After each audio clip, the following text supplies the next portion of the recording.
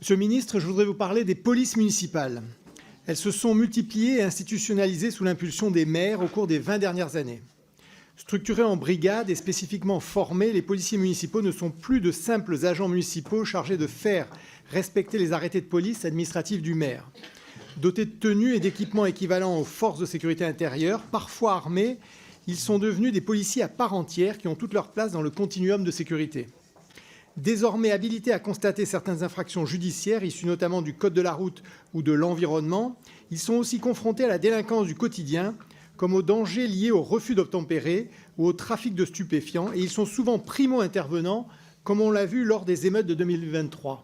Ils doivent pouvoir, si les maires le souhaitent, agir comme une police de proximité plus efficace et plus efficiente. Monsieur le ministre, alors que les polices municipales se sont progressivement imposées comme la troisième force de sécurité de notre pays, ma question sera simple, c'est de savoir quelle est votre vision de leur place au sein de la société et seriez-vous favorable à une évolution de leur pouvoir? Alors ça tombe bien puisque j'ai un ministre délégué qui est passionné, qui s'appelle Nicolas Daragon. Il est toujours d'ailleurs maire de Valence. Eh bien, je vous réponds très clairement oui.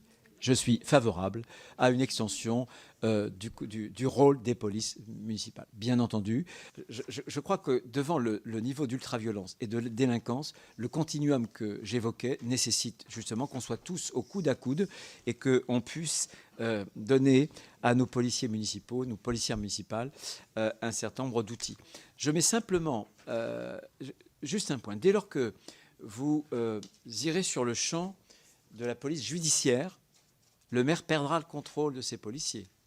Ça, c'est l'état de droit d'ailleurs. C'est-à-dire que ce sera sous le contrôle du procureur. Il faut y faire attention. Il faut que les maires y consentent.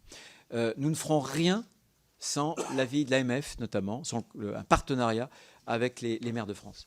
Mais notre position, elle est vraiment d'avancer très vite. Il y a quelques idées dont j'ai parlé ce matin au petit déjeuner avec Nicolas Daragon. Je sais que vous avez déposé une proposition de loi.